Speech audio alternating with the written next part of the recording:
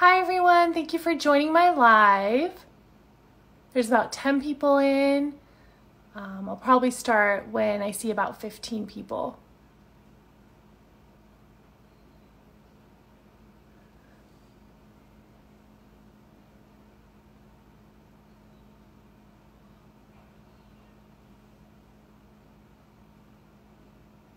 All right, I'm gonna start my session now.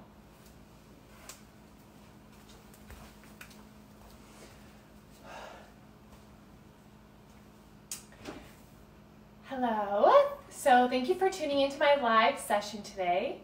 I'll start off with a brief intro for those of you that don't know me. My name is Elona. I'm a nutritionist and I received a bachelor's degree in foods and nutrition from San Diego State University. I'm currently completing my dietetic internship and I will become a dietitian by the end of this year. So I cannot see your questions right now. I will get to them after the live is over. I'll flip the camera and I'll answer all your questions. So just be patient with me.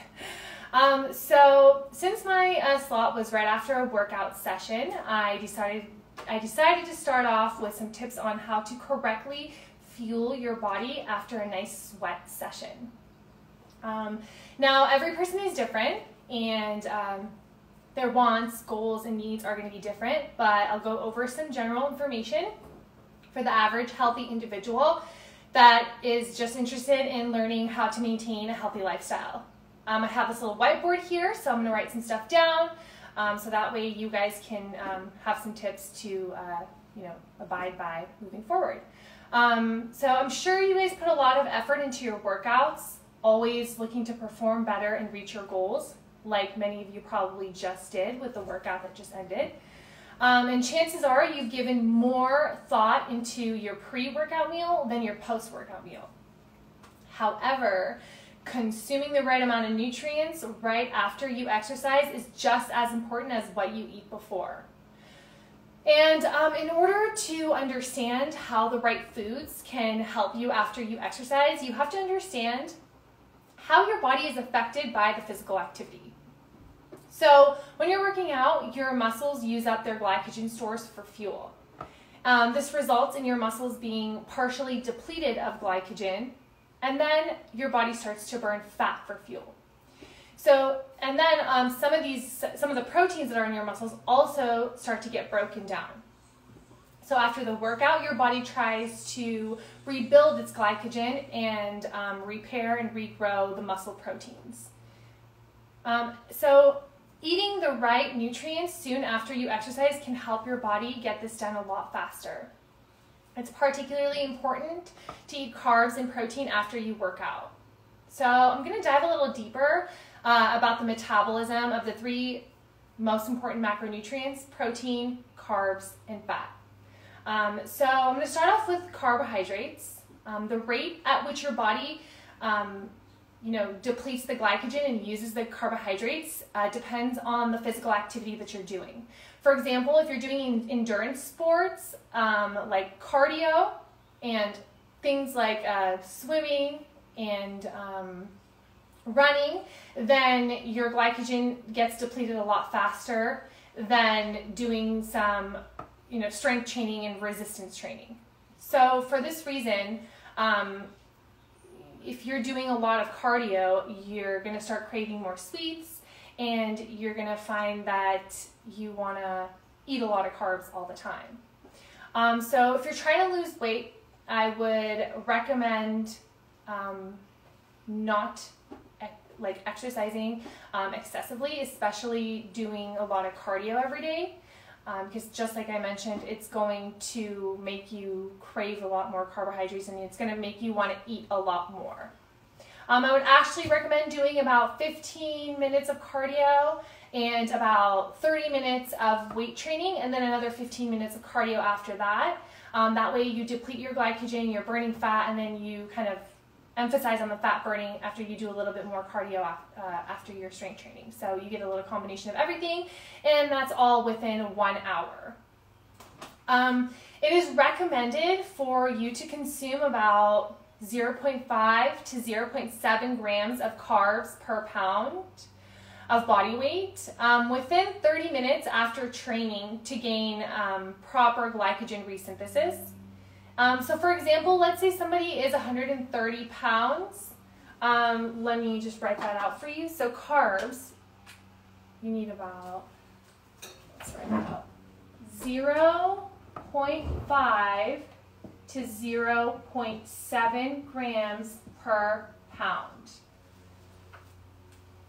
And if you're continuously working out, you work out a lot, and if you're more of like an athlete, then I would recommend going more of the higher end, 0.7 grams per pound.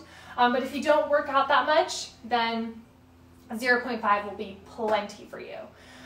So like, for example, I was mentioning if there's somebody that weighs 130 pounds, then they would need about 65 grams of carbs per meal. That's about 250 grams of carbs per meal, which is, you know, it's a really good amount. For carbs, every gram of carb is 4 calories. So 1 gram equals 4 kcal. I hope you guys can see this. If you can't, just message me and I'll fill you in on all the information. For the protein, it's 1 gram also equals 4 kcal. And then fat, 1 gram equals 9 kcal. So that's why when you're burning fat, you're burning a lot more calories just because you're consuming a lot more calories. That's kind of how it works. So,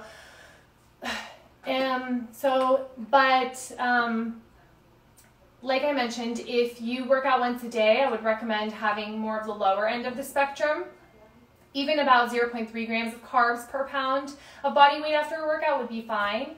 And if you have 1 to 2 days to rest between your workouts, then the carb replenishment becomes less important because your body just automatically starts to gain glycogen in proper amounts. And now moving on to protein. As I mentioned earlier, exercise triggers the breakdown of muscle proteins. And once again, just like carbs, the rate at which this happens depends on the exercise and your level of training. So consuming an adequate amount of protein after a workout gives your body amino acids to repair and rebuild these proteins. It also gives you the building blocks required to build new muscle tissue. So for protein, it's recommended to eat about 0.14 to 0.23 grams per pound of body weight very soon after the workout. So once again, just another example, if someone is about 130 pounds, then 0.4 grams of protein would be about 72 calories, and it's about 18 grams of protein. And studies have shown that ingesting about 20 to 40 grams of protein seems to maximize the body's ability to recover after an exercise. But once again, like I mentioned in the beginning, every person is different. That's why it's important to have a general idea, but you know, cater it to your own wants and needs and tailor it down to what you want.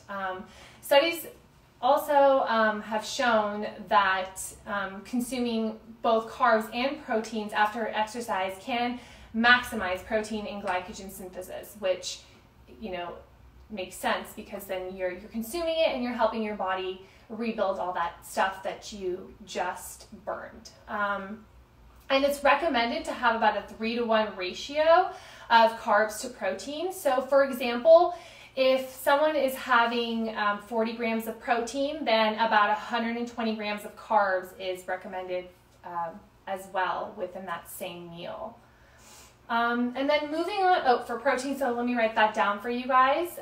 It's about, protein is, let's see, 0.14 to 0.23 grams per pound. So 0.14 to 0.23 grams per pound. There's also a calculation for it for kilograms. Majority of the calculations that dietitians do, we work with kilograms. rather than pounds, but I think that the general population understands pounds better, especially in the United States, so that's why I'm giving it to you via pound.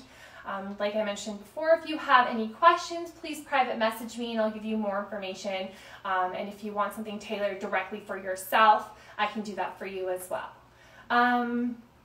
Now moving on to fats. Many people think that eating fat after a workout slows down digestion and inhibits the absorption of nutrients.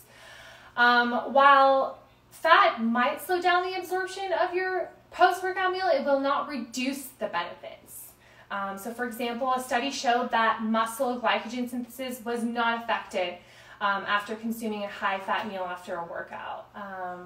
But it might still be a good idea to limit the amount of fat after you eat after an exercise. But having some fat in your post-workout meal will not affect your overall recovery in general.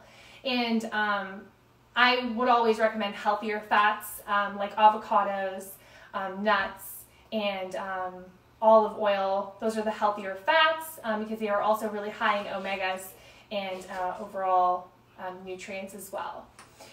So just an overall message, a post-workout meal with both protein and carbs will enhance glycogen storage and muscle protein synthesis. Like I mentioned, studies have shown a 3-to-1 ratio of carbs is a practical way to achieve your best, your goals, your best, your goals, like your best weight. So it's 3-to-1 ratio, 3 carbs, 1 protein. And like I mentioned before, the example I gave was 40 grams of protein and 120 grams of carbs. And then also, you want to also eat your post-workout meal about 45 minutes after exercising. However, you can extend this period, but it depends on what you ate before the workout. So if your pre-workout meal was bigger and you weren't that hungry before you worked out, then you can eat a little bit after 45 minutes. But if you were hungry before your workout, then you want to make sure that you eat within 45 minutes after the workout. Otherwise, you're probably not going to feel good, and it's going to be harder to restore your glycogen and your proteins and all that in your muscles. And then you're probably wondering why I have all this food displayed here, and I didn't say one word about it yet. I'll go over this with you guys in just a second. I also want to give a little disclaimer. This is a live session, so if the phone rings, if the doorbell rings, if the dog barks, it's all going to be natural. We're live. So this is a cup of quinoa right here. I love quinoa. And because it just has a lot of protein in it, and it has fiber, it has carbs. So this is 1 cup of protein. It's 1 cup of quinoa.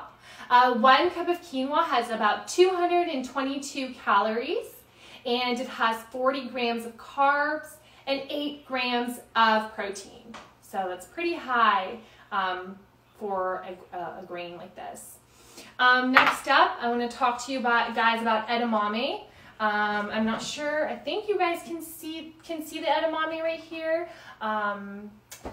They serve it at Asian restaurants. I love edamame. I throw it into everything because it is very high in protein as well. This is 1 cup of edamame right here.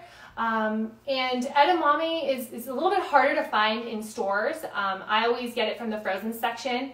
And actually getting frozen vegetables is not bad because they blanch the vegetables right at the time when they are the best ripe to keep them in their best shape, and that's when they have the most amount of nutrients. So sometimes actually getting frozen vegetables is a little bit healthier than getting the raw ones, the fresh ones. So anyway, this is a frozen edamame that I always have at hand at home.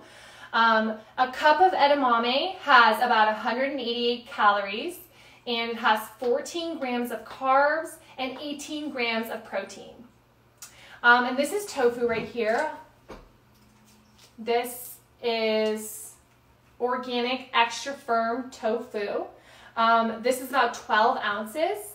I'm going to tell you about 4 ounces of tofu. 4 ounces of tofu has 96 calories, It has 1.3 grams of carbs and 11.2 grams of protein. So there are 3 servings of tofu in this box, and I got this from Ralph's, so you don't need to go to Whole Foods or anywhere fancy. You can get it at your local grocery store, and I think that many grocery stores are starting to carry tofu nowadays. And I love the extra firm. I've had a lot of people message me about tofu and how to cook it. Actually, my mom is amazing at cooking tofu. She stir fries it really well. I still don't know how she does it, but it's really good. The extra firm is the best because it cooks really well, especially for us Middle Easterns. We like everything firm. I think a lot of Middle Easterns don't really like tofu because it's mushy, but that's because they're eating the one that's soft. So if you get the extra firm, you can bake it in the oven, you can fry it, and it's really good. You can season it with anything you want.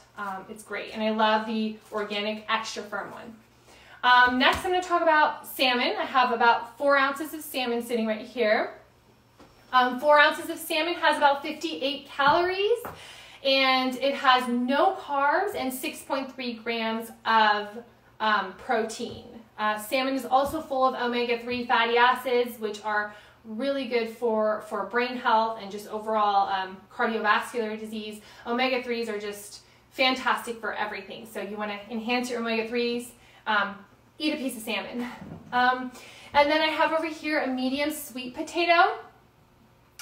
This one is about 103 calories for medium sweet potato.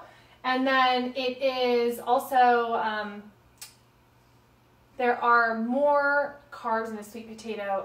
There are 24 grams of carbs in the sweet potato and 2.3 grams of protein. So there's not a lot of protein in the sweet potato, but there's also a lot of fiber in a sweet potato. So, you know, if you have a lot of fiber in your meals, which I'm going to talk about in a second, fiber is really beneficial.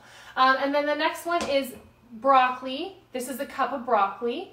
There are 55 calories in a cup of broccoli. There are 11 grams in a cup of broccoli and 3.7 grams of protein in a cup of broccoli. Next one is 4 ounces of chicken. That's over here. This is about it's about 188 calories for 4 ounces of chicken.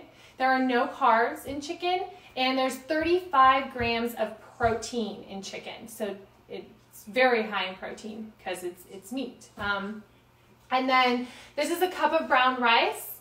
1 cup of brown rice has 218 calories and 46 grams of carbs and 4.6 grams of protein.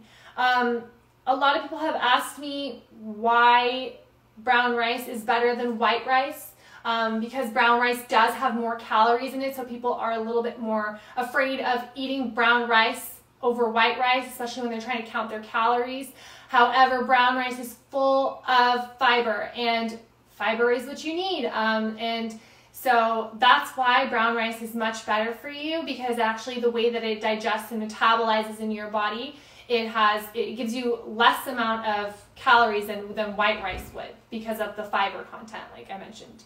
And then the next one I'm going to mention is, let's see, which one am I going to talk to you about next? Black beans. This is a cup of black beans. 1 cup of black beans is about 227 calories and 41 grams of carbs and 15 grams of protein. So a really good dish after your workout would be a cup. If you're a vegan, you can have a cup of brown rice and some edamame and some beans and just throw it all together, and that could be one of your dishes 45 minutes after a workout.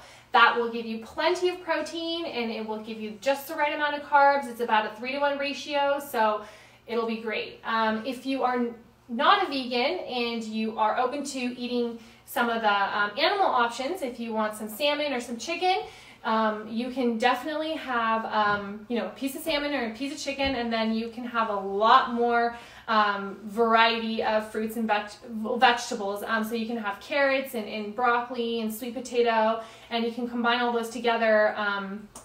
And then you can throw in just a little bit of rice to kind of have that 3-to-1 ratio as well. Once again, I would recommend that you calculate your needs and then tailor it to your body to see how much would be best for you.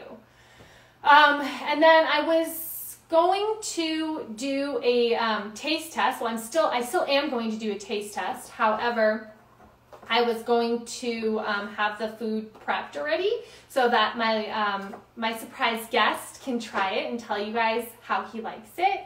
But I figured I'm going to have a lot of time, so I was just like thinking that I'm just going to cook the food live and kind of tell you guys what I'm making. I'm going to make a quick little pasta. It's going to be super fast, so I'm going to have my special guest taste test the pasta with meat, and then he's going to taste test it with the vegan alternative, which is Beyond Meat. And then I'm going to blindfold him, so he's not going to know which one's which. He's just going to take a couple bites of each, and then he's going to let me know which one he thinks is meat. The trick is that if you mix the meat alternative with a bunch of sauces and pasta, a lot of people won't know the difference. Eating them by themselves, you might know the difference. However, I'm also going to have him taste test it by itself. I'm actually going to have him taste test it by itself first, and then I'll have him taste test it with the pasta to see if he'll notice the difference. I'm pretty sure he'll know the difference you know, when it's alone, but he definitely won't know the difference when it's cooked in with the pasta and the sauce. So this is my favorite pasta. It's the Banza brand. It's I get this from Whole Foods, but I think you can order it, I'm sure, from Amazon. I don't know. I haven't seen it at any other grocery store, but I do believe that maybe Bristol Farms will have it. But they definitely have it at Whole Foods is where I get it. I love this brand because it cooks really well, and it just turns al dente just like how you like pasta, and it's fast. It cooks pretty fast too. And it is full of protein and fiber, which are two of my favorite things. See, 8 grams of fiber and 23 grams of protein. So there are 4 serving size in this container, and each serving size is about 2 ounces. Dry, and for 2 ounces there are 13 grams of protein and 5 grams of fiber, so it's pretty high. So I'm also going to teach you guys how to read a nutrition label, so that you know when someone says that's really high in fiber, what that means. I'm really going to focus on fiber. If you have any other questions about any other macronutrients or any other nutrients or anything, just send me a message and I'll help you out with that. So I'm going to cook this pasta, and then I have this this sauce. This one is my favorite as well. It's called Organico Bello. This one is Whole30 approved. Whole30 is a diet that focuses on whole foods. It has no dairy, no sugar, no alcohol, no processed foods. It's just an overall whole food based diet, and it's just an overall really good diet to kind of follow in general. So this is Whole30 approved. This sauce is 45 calories for half a cup, which is very low. It has no added sugars, which is great. And it has 7 grams of carbs. A lot of the sauces I notice at the stores actually don't have any added sugar. But what makes this one really different is that it is 45 calories, and the sodium content is low. It's only 230 milligrams of sodium for half a cup. The other sauces I was noticing, like 400, 500, some of them had even more than that. Another funny thing is that I did see a sauce that said fat-free marinara sauce, and that made me chuckle a little because, like, marinara sauce is naturally pretty low in fat.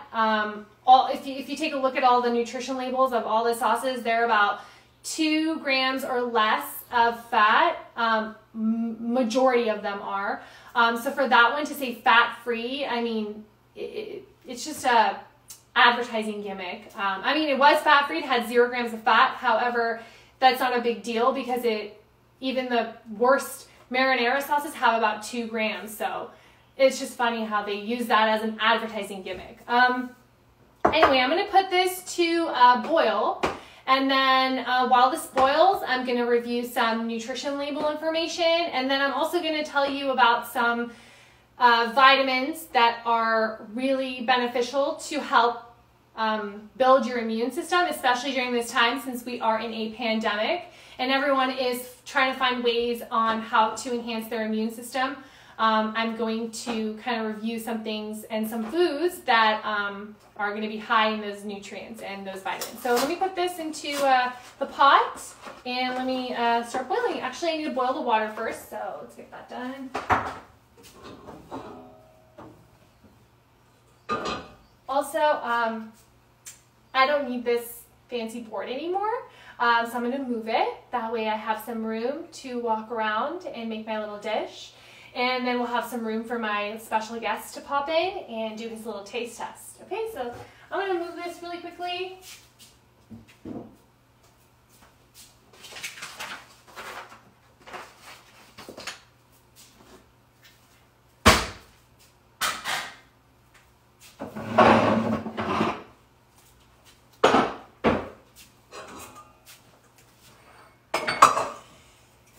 And for those of you that tuned in late, I am going to answer all the questions at the end, so please feel free to send over any questions.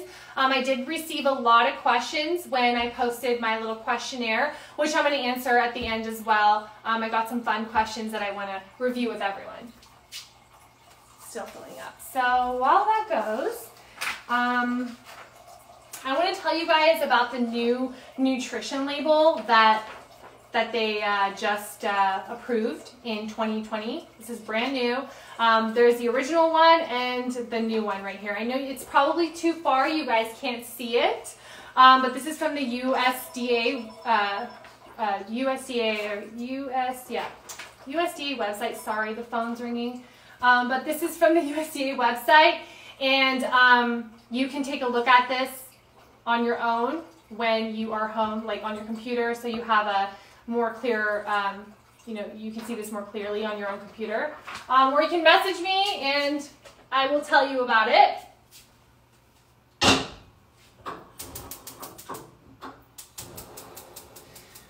Okay, so back to this. Sorry, got a little distracted. So the original label was a little bit more harder to read. The new one is more user-friendly. The difference are going to be the calorie content. So I'm going to start from the top to the bottom. So the calories now are more bold and you can see them more efficiently. And then they also included sugars, like total sugars. And they included added sugars, which they didn't have before. And they included, for the vitamins, they included the micrograms, like the grams, the weight of the vitamins, which was great. And then they also included the grams of the serving size, which I think they had before. But they removed the calories from fat. And the new label is just more easier on the eyes. Let's see. So another tip about the label, which I was kind of sort of briefly mentioned earlier. So how you know if something is considered high is based on the value. So I'm going to use fiber as an example because I love fiber. I think that you need to eat a lot of fiber to increase your overall health and to keep your weight down. So anyway, if something is high in fiber, it has to be 5 grams or more for it to be considered high fiber food. If it's a good source of fiber, it's anywhere between 2.5 grams to 4 grams. That's considered a good source of fiber of that particular food. So whatever this item is, I don't know what nutrition label this is. This has 4 grams of dietary fiber. This is a good source of fiber, almost on the high end, which is great. I think that's phenomenal. I don't know what this was, but this also has vitamin D, calcium, iron, potassium, and then it tells you the serving sizes per container. So when you see the calories, it's the calories that they are showcasing and showing you, that's per serving. So if you have a bag of chips and there are 4 servings in that bag, and each serving is 100 calories, then that entire bag is going to be 400 calories. So some people get confused and they think that the entire bag is 100 calories, but it's not. It's just 1 serving of that bag. So I'm a very visual person. Every time I grab something, I kind of divide it in my head to see how much of that is going to be equal to a serving. So I usually take the bag of chips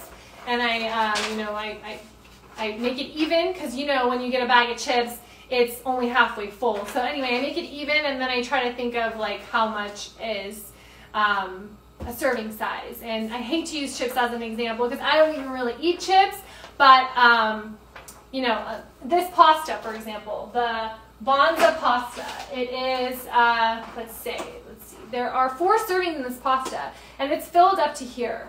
So when I look at this box of pasta, I just like imagine it in my head as 4, and then I think of, okay, there's going to be like 1 serving is here, 1 serving is here, here, here. So how much is a serving, like in my head? That's how I think about it. So it's fun stuff. And then also I have a Naked Green Machine juice here. This is I don't know how to put this in words, but this is a very funny drink. It's green, and kids think it's super healthy. Actually, maybe some adults think it's really healthy as well. But I wouldn't consider this healthy. So this actually has 0 grams of fiber, which blows my mind because it's green, and green things are full of fiber. So this has 0 grams of fiber, and 1 bottle is 270 calories, which isn't that much. However, the ingredients are all apple juice. So a fun fact is when you're reading ingredients, the first ingredient is the one that is has the most concentration in that particular food item. So this one, the first ingredient is apple juice from concentrate. And then the second ingredient is apple juice concentrate. Then the third ingredient is mango puree. So this is all apple juice and mango puree, basically. And then when you get down to let's see, 1, 2, 3, 4, 5, 6, 7. After 7 ingredients of like kiwi, pineapple juice, banana, then they throw in spirulina, probably just like a little dab because this doesn't taste like spirulina.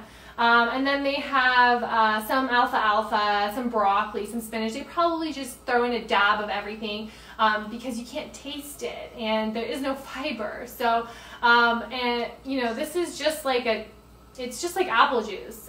So kids should love this drink actually because it's sweet. Growing up, I used to drink it thinking it was sweet. I had the worst diet growing up. So I used to eat a lot of fast food and a lot of frozen food because I didn't know any better. But I used to drink this thinking that it was healthy, and it is not. So if you're going to make juices, in general, juices don't have a lot of nutritional value because you strip the fiber and the nutrients out of it because you're just juicing it. You pretty much just get the sugar. I would recommend you blend your vegetables and your fruits. Blend them really, really, really well in the blender with some water and some ice, and make the consistency so thin that you can drink it out of a straw and make it kind of like a juice. But that way you get all the nutritional value, and it's good. It still tastes good. And then if you're going to be blending your vegetables, you can throw in a date in there to kind of sweeten it up. That's a great tip too. And yeah, so that's what I have right now about these nutrition facts. And once again, I don't know, I can't see the screen, so I don't know who's tuning in and who's not, and what kind of questions you guys are asking, but I will answer them all once this is over. And thank you for joining. If you've joined kind of a little later, you know, I appreciate you joining in now. Let's see, so the next thing I'm going to talk about, which I mentioned before, I'll repeat again, I'm going to talk to you about some vitamins that are beneficial to help enhance your immune system. So there's a lot of like gimmicks and hoax going around, especially during a time like this, during a pandemic. Everyone's like, eat this, do this, or don't do that, you know.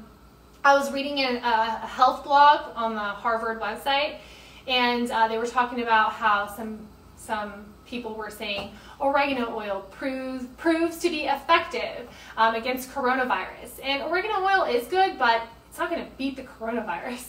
And then there was also something about modifying your diet and avoiding cold drinks, avoiding milkshakes and ice cream. This will help prevent the coronavirus. And that's not necessarily true. And then I also saw another skit by a comedian. His name is Max Amini, a Persian comedian, because my family loves to watch Persian comedians. And he made a little skit about like a flour oil. He said that some Persian, Iranian officials were saying that this flour oil will help you cure the coronavirus. So there's just so many things going around that isn't true, but I want to tell you some things that are kind of true. Still, coronavirus is new. They don't have a lot of facts or information about it, so there are some other things that I want to tell you that are true that really help strengthen your immune system, that will help you fight off any other viruses or diseases in general. So like I mentioned, there's no data behind the coronavirus, but some examples that are good for you are vitamin C, vitamin D, and zinc.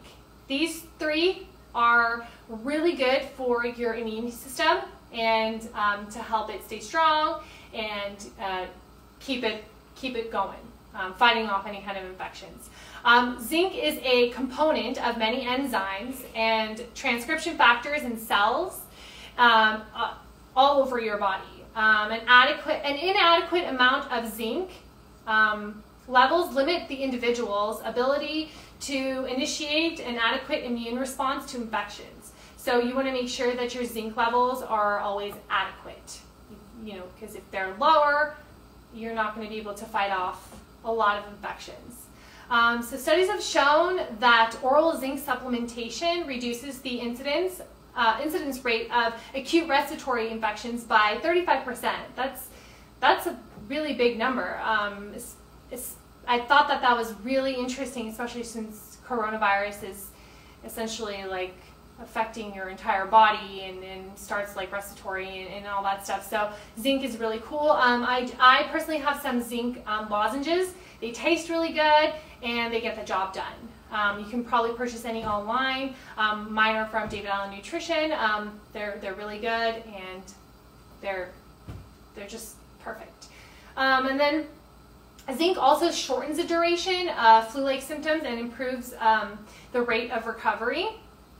And the dose of zinc does not seem to be the main driver of the effectiveness of the supplementation. There were studies done on zinc that varied between 20 milligrams a week to 92 milligrams a day, and the effectiveness of the zinc was still pretty much, you know, the same. So the dosing of the zinc doesn't matter as much as how effective the actual vitamin is, the actual mineral. And the recommendation of zinc is 11 milligrams per day for men and about 8 milligrams per day for women. And if you are pregnant, you'll need about 11 milligrams a day, and if you're breastfeeding, you'll need about 12 milligrams. And then some foods that are high in zinc are meat, shellfish, legumes, seeds, nuts, dairy, eggs, whole grains, and dark chocolate, which is my favorite. I love dark chocolate, and I also love black licorice. And then so next up, let me talk about vitamin C. Vitamin C is a cofactor for many enzymes as well. Vitamin C is an antioxidant, and it limits inflammation and tissue damage associated with immune responses. Studies have shown that vitamin C supplementation significantly reduces the incidence of respiratory tract infections as well. So vitamin C and zinc are just two power supplements. And the dose of vitamin C varied from 1 to 3 grams per day in the studies that they had conducted. And the dose also does not appear to be the main driver of the effectiveness, just like zinc. So vitamin C is very similar to zinc. But you know, if you take more than 2 grams of vitamin C a day, then you need to be under the supervision of a medical practitioner, because 2 grams or more should be avoided unless, like I mentioned, there is a medical practitioner supervising you. Some foods that are high in vitamin C are oranges, strawberries, papayas, persimmons, lychee, lemon, Brussels sprouts, which is really interesting, broccoli, kiwi, kale, parsley, thyme, sweet yellow peppers, guavas, and chili peppers. Moving on to vitamin D. Studies indicate that vitamin D supplementation lowers the odds of developing acute respiratory tract infections by 12 to 75%. So that's also a very huge range. The beneficial effect of supplementation was seen in patients across all ages and individuals with pre-existing chronic illnesses. So they tested a bunch of different kinds of individuals, and they saw that vitamin D helped pretty much all of them. And among all those that were tested, flu symptoms were fewer and recovery was earlier if they received about 1,000 international units of vitamin D a day, or sometimes even a little bit more. In general, older adults are the most often deficient in all 3 of these nutrients, the vitamin C, vitamin D, and zinc. And so having supplementation of all 3 of these things is going to be really beneficial for them and really for their immune system. Some foods that are really high in vitamin D are a lot of fish, like seafood, fish food. So salmon, sardines, then we also have canned tuna, also egg yolks, just the yolk, and then cod liver oil, and mushrooms, and then a lot of fortified drinks are high in vitamin D as well. They fortify orange juice, they fortify cereals and oatmeals. Fortified means that they just add it into the item to make it higher with that particular vitamin and nutrient. Also, cow's milk and soy milk have high levels of vitamin D. Another study that I read another article that I read was from Virginia Medical School, and it was talking about the critical care coronavirus management protocol, and they mentioned vitamin C, vitamin D, and zinc as well, but they also included melatonin and quercetin, which I was so happy to see, because quercetin is a flavonoid, and it's a natural pigment in many fruits and vegetables and grains. Quercetin is the most abundant antioxidant in the diet, and it plays an important role in helping your body combat free radical damage, which is linked to chronic diseases. In addition, its antioxidant properties may help reduce inflammation, allergy symptoms, and blood pressure. The recommended dose is about 250 to 500 milligrams of quercetin, BID, which means twice a day. The foods that are high in quercetin are capers, peppers, particularly yellow and green, onions, and particularly the red and the white, shallots, and then asparagus, but cooked asparagus increases its quercetin content because cooking alters nutrient content in vegetables. And in this case, it increases quercetin levels in asparagus. And then quercetin is also higher in cherries, tomatoes, and red apples. So a lot of red things, anything that's kind of red. It's also high in red grapes, broccoli, kale, red leaf lettuce, and all types of berries, especially cranberries, blueberries, and raspberries. And then teas, also green tea and black tea. And also, you want to note that the amount of quercetin in foods may depend on the conditions in which the food was grown. So, for example, organic tomatoes appear to have about 79% more quercetin than commercially grown ones. So that was an interesting, that's a little interesting fact that I came across. And then last but not least, melatonin. Melatonin is a hormone produced by the pineal gland in your brain, and it's primarily responsible for regulating your blood's circadian rhythm to manage your natural sleep cycle. Therefore, it's often used as a sleep aid to combat issues like insomnia.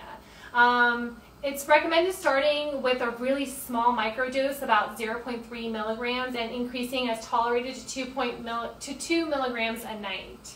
I've seen some people take up to 5 to 10 milligrams of melatonin, and it seems to be okay, but you want to start slow to see how it affects you, in your sleep and how you feel in the morning, if you feel groggy or if you feel fresh. That kind of stuff. So foods that are high in melatonin are almonds, walnuts, tart cherry juice, oatmeal, and that's pretty much it. Those are the ones that are the highest. And that's all I got for all of my COVID and my macronutrient information. And now I'm going to go back to my cooking. I have about like 10 minutes left, so I'm going to cook really quickly, and I'm going to add the meats in the pots, and then I'm going to have my little special guest come and do a little taste test. All right, let me go grab the meats.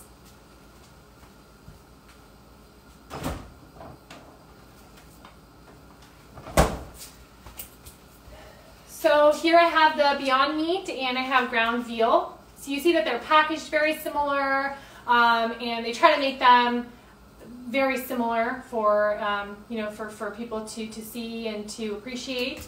And then the nutritional content, they're both 4 ounces, and there's 4 serving sizes and 4 serving sizes. So once again, if you cut it up, this is 1, 2, 3, 4. Same with this, 1, 2, 3, 4. So for each serving size, the Beyond Meat is about 250 calories. The veal is 200 calories. The Beyond Meat has 18 grams, and the meat has 13 grams of fat. Cholesterol is 100 milligrams in the meat, 0 and beyond. Meat has 0 fiber. This has 2 grams of fiber.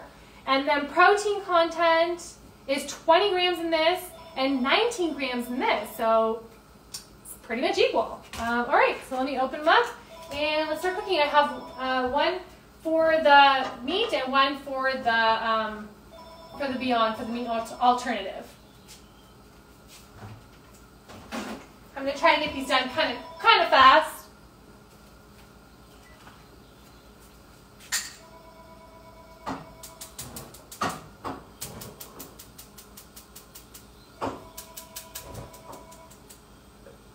And I love cooking with olive oil. Olive oil has a really low smoke point, but I still cook with it, and I cook everything on low heat. When I am using higher heat, I use avocado oil. So those are my tips.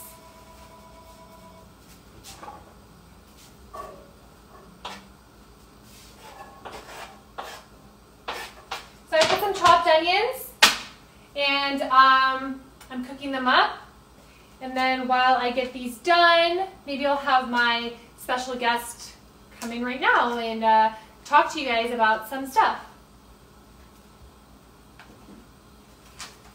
He's coming in. Hi. This is my little cousin. His name is Lance. His Instagram is Chef Lance Official.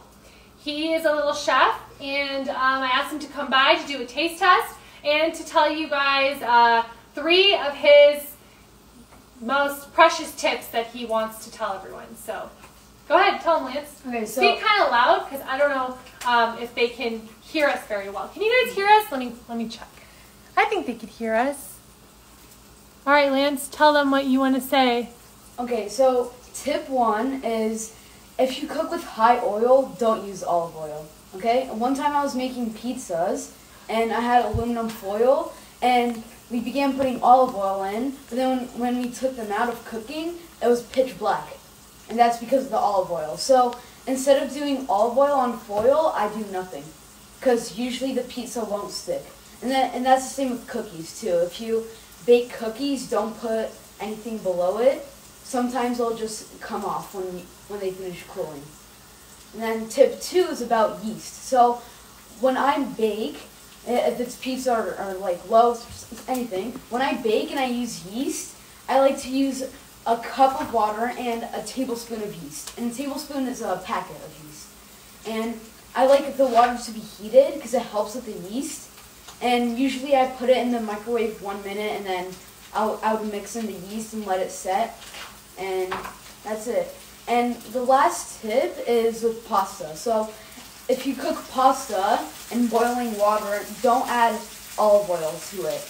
It won't like let the pasta stick to the sauce. And you want them to stick to the sauce because it'll soak up the sauce and then you'll actually taste it.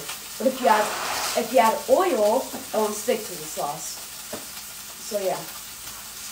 Thanks for your tips, Lance. Somebody was asking what your Instagram name is again. It's Chef Lance Official, all one word. And you can see him in his little chef outfit. So what made you want to become a chef, Lance? I just love food, and I love eating good quality food, especially Italian food, like pastas and pizza. I love making those homemade. Oh, what's your favorite dish to make? Pasta. What kind?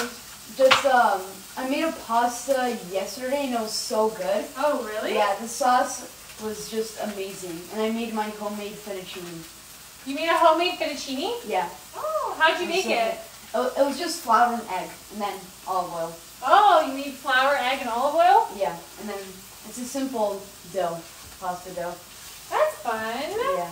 Are you excited for your taste test? Yep, I've been waiting. All right. You have a blindfold? I do. It's in my room if you want to go grab it. I'll go get it.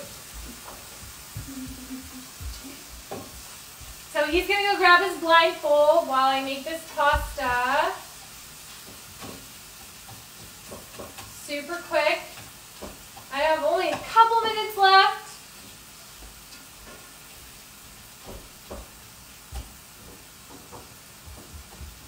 Let's see, I have literally 7 minutes left. You think I can make this in 7 minutes? Probably not. I think so. Is this it? This is one. You could use that. No, it's too loose. Well, you can still use that. You can make it tighter. Okay. And the funny thing on how I began cooking is Talk to them that way. a long time ago, my mom was making pasta, and I love that pasta. And then I was helping her out, and she told me to add some spice, and I added way too much, and it was way too spicy. So yeah, that's how I began cooking. Oh, okay, well, I think, honestly, we're going to run out of time for the taste test. Maybe we'll tune in another time and do a taste test. I'm sorry, Lance, but at least you got to give them your tips. Yeah. But I'm going to show you guys how the meat is cooking, the meat alternative, the Beyond Meat versus the meat. I'll quickly show you guys, and then we'll end it. And then I also had a couple questions to answer, but okay, so this is the meat, and then this is Beyond Meat. So they're very similar on how they're cooking, and they're great. Yeah. And then just a couple of questions that people asked me, they sent me, and I promised that I was going to tell them on the Instagram Live. I don't think I have time to answer questions. Hi, I'm running out of time. Okay, let me just answer a couple of questions. How often do you recommend drinking alcohol but still staying healthy? So you can have about a glass of red wine about 4 times a week. And if you want to have harder alcohol, I would say maybe two to 3 times a week. And you should only consume the white alcohol, so like a clear vodka or a clear tequila. Those are the better choices, with some soda water and some lime. And then, what do you eat in a day? So what I eat in a day is I usually stick to an intermittent kind of fasting kind of diet, and I eat a lot of whole foods and plant-based. I eat a very plant-based diet. I eat from about 11 a.m. to about 7 p.m. I don't eat anything before that or after that. And then, how do you enhance your metabolism? A quick tip on how to enhance the metabolism is to eat a couple different meals throughout the day. You want to eat about 3 meals and 2 snacks. That enhances your metabolism and gets things moving. And then, are carbs okay to eat after? Are carbs okay to eat before you go to sleep? There are multiple studies regarding carbs that they are good, and some say that they aren't good. I would recommend not eating carbs because it could also, teach you some bad habits and get you to eat before you go to sleep, which is not a very good habit to have. And then let's see. I got another question. How do you decrease sugar cravings and carb your sweet tooth? I would recommend you have a little bit of berries after your meals. That's a great way to carb your sweet tooth. That'll be like your dessert. Also, you shouldn't limit yourself from having sweets. If you really want to eat something sweet, like my mom made really good nazuga, and I absolutely love them. Instead of eating the whole thing, I have like a bite a day. That way I don't feel like I'm missing out, and I'm able to enjoy them, but I'm also not excessively eating too much. And then, how am I maintaining my physique during quarantine? I have just been maintaining my intermittent fasting lifestyle, eating a lot of fiber, and working out every single day at the same time. So I think that my time is up. Thank you for tuning in, and I hope to chat with you guys soon. Bye. Say bye. Bye.